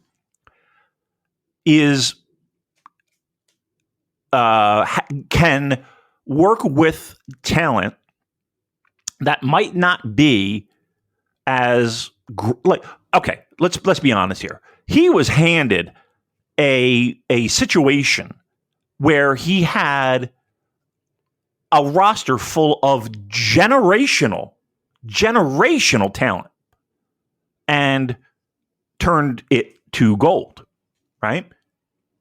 Can he do that same thing with talent that might not be generational? Like, does he have a great track record of developing talent to be that? Was Jay White that? I would question that, right? Who else? Who else is a guy that wasn't already really good when he took over? Right? Well, it's not his job to make the wrestlers improve. That's their job to get better. It's his job to book interesting storylines and long-term feuds with them. Okay, fair enough. But it is also his job to put them in positions to do that. Right? Like, who else? I mean, look, a Gabe Kidd situation is only going to take you so far, right? Like, you need help from the promotion to fucking put you in positions to take that next level. Like, Gabe's doing it on his fucking own to a large degree. Right? You're not going to give it any credit for the rise of Will Ospreay for that? Okay. Yes, I'll give him credit for that. But, like, to me, that's one of those cases where, like, how do you not? Right? Like, how do you not do that? Now, all right. So, who are the guys that you think are getting underutilized that you would like to see booked more prominently? It's the choices that he has made in the. Okay, let's lay it out. How about Great O'Khan? Do you think Great O'Khan has been absolutely undervalued. Yes. Okay. And I think there's been a lot of wasted, like I've mentioned before, the Jay White versus Okada feud of last year. I think that was a waste, seeing as Jay White left the company. That is 6 months or so that you could have easily spent on someone who was actually going to stay with the company in building them. Just for the sake of argument, let's say it was a surprise Great O'Khan title win, and it was Great O'Khan who went on the dominant run through the back half of 2022 and then lost the title at Okada to 2023. And I'm not saying that that's what should have happened, but yeah, I agree with you that might have been a better spot that you could have used on someone who's actually going to stick around with New Japan. Okay. How about Sho and or Yo? Yo, I think is fine. Really? I don't. Yeah. I think he is where he should be given his output. He's getting better, but I've not seen enough from him consistently to think, yeah, this guy should be junior ace. Sho, yeah, what is happening with Sho is very bizarre, and we've seen that he is capable of being a very talented and dynamic singles wrestler. I'm not saying that I necessarily want him to go back to his mini Shingo routine, but I'm not sure what he's doing now. Whilst he is very funny and entertaining, I'm not sure that is the most efficient use of his skill set. Okay. How about ELP? I'd like to see more from ELP, but I was wondering if I was in the minority there, because it seemed that other people are not as enthusiastic about him as I am, but we're on the same page. Yep. How about Kushida?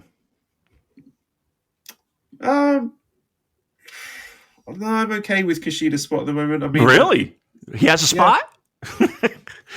He's in the dojo. He's a teacher now. Oh, okay. All right. You don't want to see him in the ring?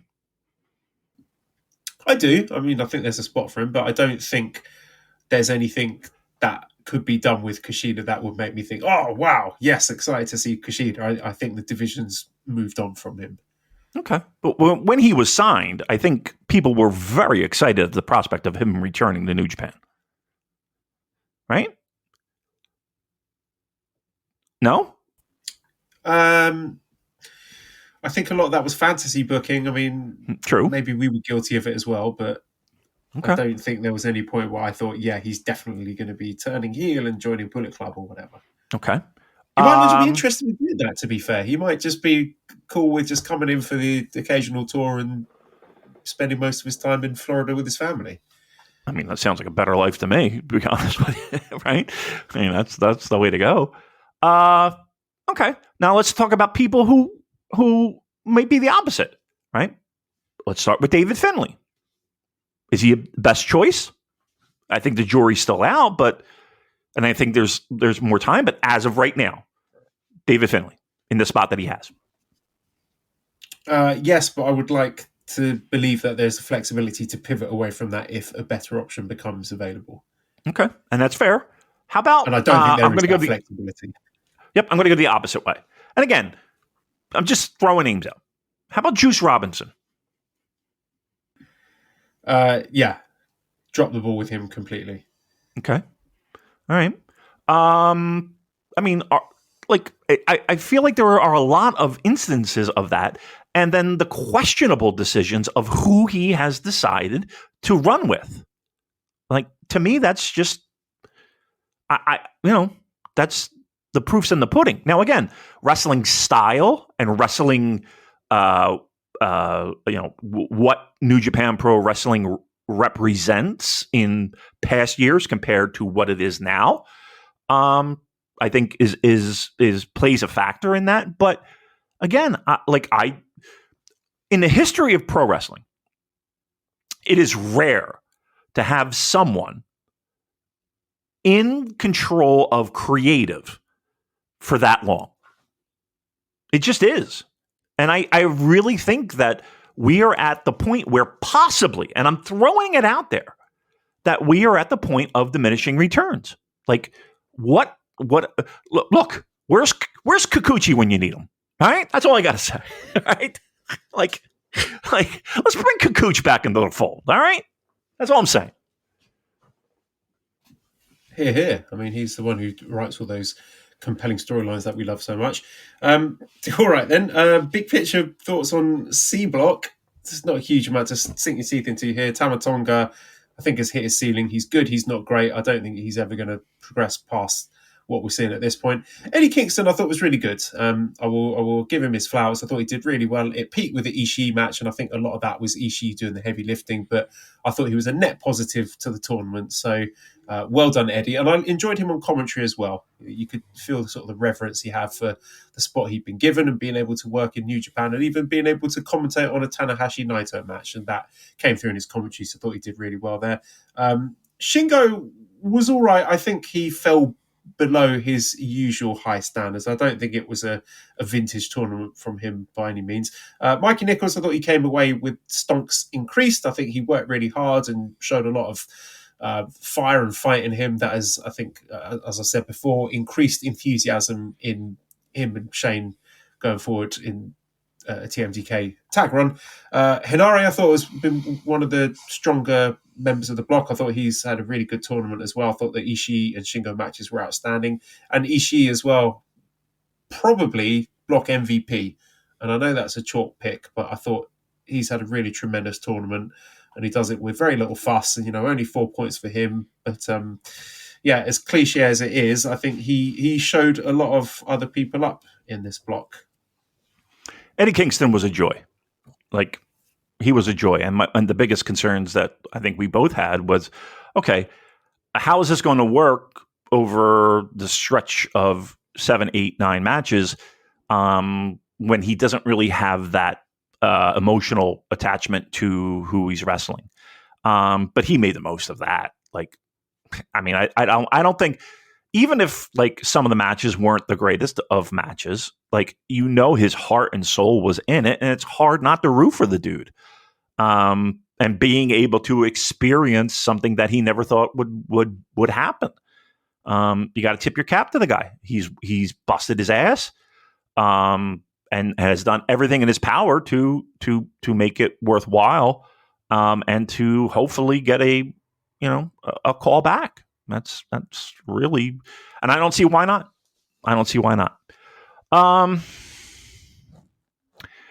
Look, Ishii is fantastic, and his body of work for a lot of people is the main reason why they became fans of this product, and rightfully so. Is it a one-trick pony? It's an Ishii match, right? You know what you're getting. That does not diminish the fact that it is fucking awesome. It is fun. And it's almost always something that delivers. So it's sad in the sense of, this is, one of, if not the last G1 for the dude. And that's another thing that people are somewhat, sad about. But that's the circle of life, kids. I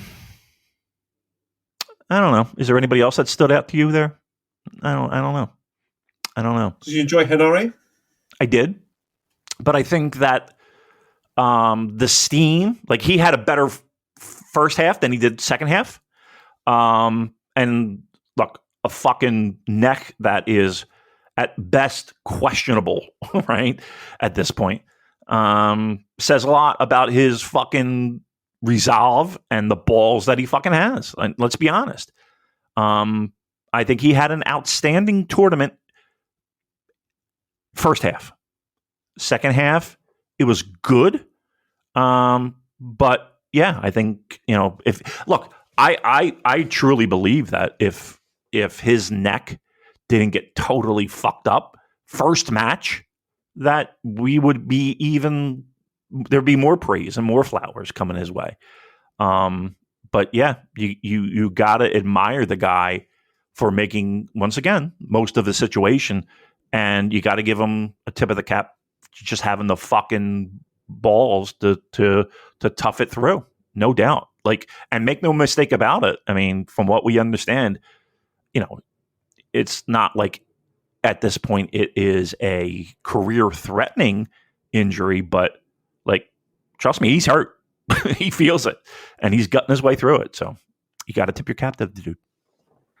Yeah, and being able to deliver those two high-profile matches, the Shingo match and the Ishii match, at such a high level. And I know that Ishii match in particular, that must have meant a lot to Henare personally, because those singles matches he has with Ishii, they're like a cool little benchmark to show how he's developed over the years. And I think a lot of people were doubtful about Hanare's inclusion. I think he shut a lot of people up with matches like this. And as we said, I think the day Ishii eventually withdraws from G1 participation, maybe Henare is the man to take up that mantle. Obviously, they're both very different, but in terms of the energy and intensity that they bring, and the match between them, I really loved it, because it wasn't just like them mindlessly wailing on each other. They're both intelligent in the way the matches are paced and laid out to maximize the drama of the more impactful spots and build up to those big moments with these little self-contained narratives, like, whether Henare can land a certain move, like can he get the Ultima, as it was the case in this match, and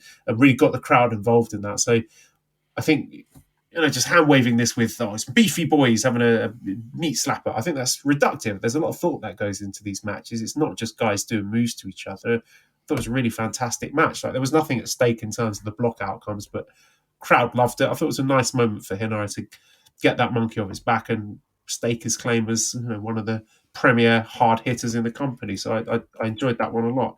That's a nice spot. It needs to be filled, right? We know that. So, fingers crossed. Yeah, it's a roster in transition. So we'll wait and see what that looks like in the future. D Block then. Look, Jeff Cobb had a really good tournament. I quite liked the finish of the match with Shane Hayes, with Shane clinging onto his leg, holding on for the draw to give his teammate Zach the rub, let him get through. I thought that was a pretty good moment. But yeah, good tournament from Cobb. I do think maybe the boat has passed on him in terms of the big singles push. I think tag stuff is in the future. Let's get Khan on the Cobb going again. I'd like to see more from them. Alex Coughlin had his moments. He's been a lot of fun to watch. Stuff like using Oscar Leuber as a weapon. I thought the Tanahashi match was pretty good. He's like reversing the high fly flow into the bridging pin. He's obviously still got a lot of growing to do. That's to be expected. But I think he's the beneficiary of the annual G1 debutant win over Tanahashi. I think like Chase and Henare had that before him. But I thought that was a good match there. I thought Tanahashi did a lot of hard work to make Coughlin look good. I thought the finish was really good. Tanahashi was going for like the inside cradle, but Coughlin powered through it to get the jackhammer. I think Coughlin's had a decent first tournament, but obviously there's still some way to go for him. Tanahashi surprised me. I mean, he's still obviously struggling physically, and he's not the man that he was, even 2 or 3 years ago, but he held up well. I had fears at the start of the tournament that it was all going to go pear-shaped for him and completely fall apart, but it didn't. And he really went out on a high with that Naito match. So fair play to him. Like when his back's to the wall, he always manages to deliver. Goto, and I know he was struggling with an injury. Again, he went out on a high. I thought the Zack match was really good. Shane Haste, again, I thought he increased his stonks with some very spirited performances. The Naito match was really good. So again, I think let's just put a bit of juice into investment in a future TMDK title push. Yano Toriano, yes. Yeah. Anything you would like to talk about from D Block? The main thing, and again, we've gone 2 hours, so. But my point will be this: what a fucking pro Hiroshi Tanahashi is. Not the fact that he went out there and had a really good match with Naito when physically no one even thought that was possible. The fact that he consistently, and it feels like it's almost always Hiroshi Tanahashi who is lying down to help elevate people who you wouldn't think was going to get that rub. And you rattle them off, and name me a guy that is maybe to a fault absolutely so willing to do stuff like that, and when he doesn't have to. Like if there's anybody in that locker room that would be like, nah, I ain't fucking doing that, it could be him. but it never is. And I think there is a lot to be said about that. Like getting a win, a pinfall over Hiroshi Tanahashi, even to this day, is not something people take lightly. And it gives instant credibility. But it is pro wrestling. And he could very easily be like, fuck that noise. But once again, one of the greatest pro wrestlers of all time, knowing that that's the right thing to do. And in pro wrestling, that's not always the case, as we are well aware. Let's just one more question while we're on D Block. This is from friend of the show, Elliot. It says, do you think Zach will ever make a G1 final, or is he permanently slotted as an upper mid-card guy? He gives all the top guys great matches, but never quite gets towards the top himself. Well, I mean, he was the guy that not only got pinfall wins, but submission wins when he went on that fucking tear. Was that New Japan Cup?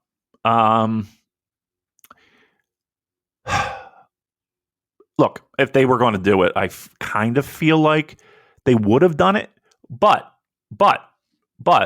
there were a lot of roadblocks in his way, right? There were some top fucking guys in that company when, the times when you could have done it, you got to get past Tanahashi and Okada and Naito and Ibushi. So, yeah, I mean, might be a little bit tough to do. Does he have the talent to do it? Of course. Would I like for it to happen? Yes. But I get it. I get it. There is if they were going to do it, they would have done it, but I understand why they didn't do it. Let's do one more here. This is from Liam. He says, would you eat the Tetsuya Naito cutlet sandwich to presumably celebrate him winning the G1, because Naito is winning the G1? So I've sent you this on Twitter. Please give us your thoughts on the Naito cutlet sandwich. All right. There's the cutlet, and there's what is the white sauce? That's not tartar sauce? What is that? Question. Yeah, I think maybe some sort of, tartar sauce, I would guess. Yeah, or if it's just like a giant hunk of mayonnaise, no, absolutely not. I'm not the biggest fan of mayonnaise to begin with. A little bit is fine, but that's entirely too much. Yes, what is that, like a spread of some kind? And it's not like, we need one of our listeners in Japan to try it and let us know exactly what it is. Yeah, please. I would. We need somebody to translate, because the chicken cutlet looks actually really, really fucking good. I just need to know what the white sauce is. If I can have clarification on that, I would definitely fucking, as Joel would say, I would. What the fuck? Not get tucked in. Is it? What does it get? Come on, help me out. Help me. Get stuck in. Stuck in. Stuck in. Stuck in. Yeah. That's the one. Or you can say tuck in. I'd tuck into that. Yeah, I like stuck in. Stuck into that. Thank you. That's my British 101 for the day. Thank you. All right. Well, let's knock it on the head then. I hope you've enjoyed my new high-power microphone. You sound like $1 million. Thank you to Editor Dan for the recommendation. That the man knows his stuff with his shiny new studio. Yeah. But yeah, that's it. redcircle.com/super-j-cast. If you want to throw some money our way, that's always very much appreciated. If you want a link to our Discord, you can send me a direct message on Twitter at Cobra Kawaii. Don't send it. Don't. It's rubbish. Don't do it. They've all gone mental. G1 has rotted their brains. Yeah. ProWrestlingTees.com/superjcast for our t-shirts. And thank you, as always, to Editor Dan, who's on Twitter at LousyHero219. Subscribe to the Voices of Wrestling Podcast Network for other great shows. Give us a 5-snake review on iTunes. Follow us on Twitter at the SuperJcast. Thank you, everybody, for listening, and goodbye.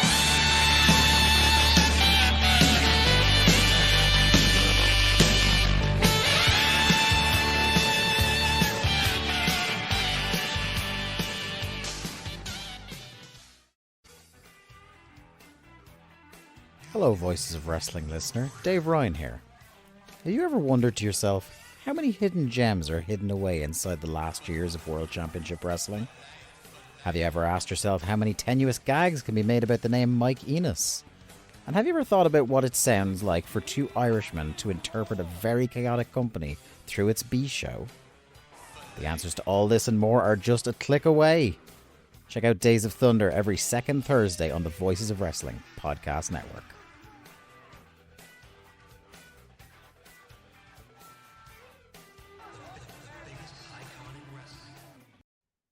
Hey kids, do you like wrestling? Well, we like wrestling too. We are Shake Them Ropes here on the Voices of Wrestling podcasting network. Myself and Chris Novembrino kind of doing a lazy river of wrestling criticism, going through the news and whatever happened in stateside television wrestling. And also, you know what? Sometimes we just like to watch old stuff and talk about that too. Love for you to give us a listen. If you haven't already, we are Shake Them Ropes here on the Voices of Wrestling podcasting network.